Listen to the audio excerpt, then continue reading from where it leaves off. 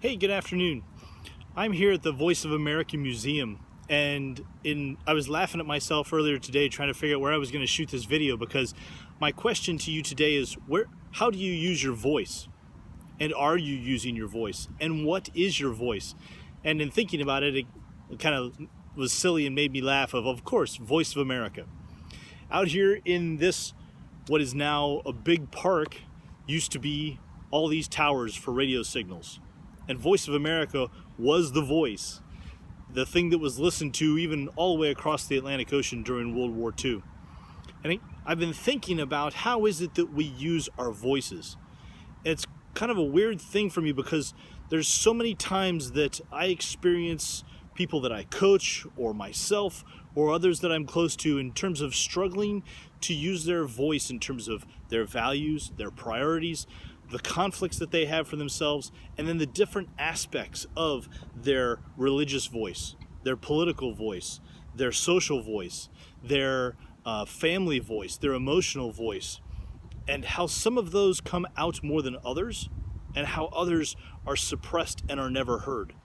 And then overlay that in our culture, where it is so easy to have such a loud voice through our social media and the things that get washed out through all of the other voices that are around us. So my question to you is, what is your voice?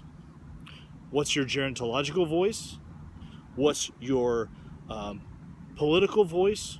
What is your education voice? What is your parenting voice? What is your partner or spouse voice? What is your own personal voice about who you are and the value that you bring? Because for many of us, we don't believe a lot of the things that we say about ourselves, or we leave out the things that we leave ourselves out of the voices that we have for other people. Or the reversing that, we're very selfish in being about what we need without thinking of others. So my challenge to you is what are the different roles that your voices play, and which ones are speaking too loudly, and which ones aren't speaking loudly enough and not being heard. And it's an interesting thing because I'm not talking about being negative, about being narcissistic, about being hateful. I'm talking about what are the values that represent, the words that represent the values that you say that you have. And where does that appear in the different arenas of your life? It's important. It's critically important. You have a voice that needs to be heard in some arena, whether that is public speaking and out on social media and the internet, or privately to someone who needs something, a role that needs to be filled. And you're not meeting your potential and your purpose by diminishing those voices. Where is it that you have held off? Not in terms of weighing in on political debate, but in terms of connecting to others. Where is it that you have been silenced by someone else's voice and are not being true to yourself? Where is it that there is a need that is being unmet because someone else is unwilling or unable, or it's not their purpose, to step up and use their voice? That need exists in many, many places in our local neighborhoods, in the greater context of the world around us. And my request and challenge to you is to take a look at where those gaps for yourself are. Where is your voice being silenced or suppressed?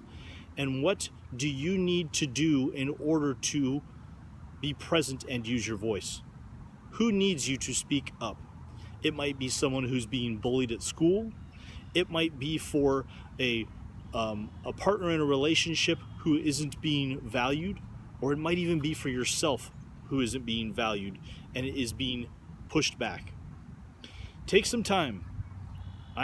It's a complicated conversation, and I'd be more than willing to continue that with you one-on-one or in a group setting, but to think about where is it that your voice, and what specific voice is it that isn't being heard, and what do you need to do to remove the obstacles to bring it into the community that needs it?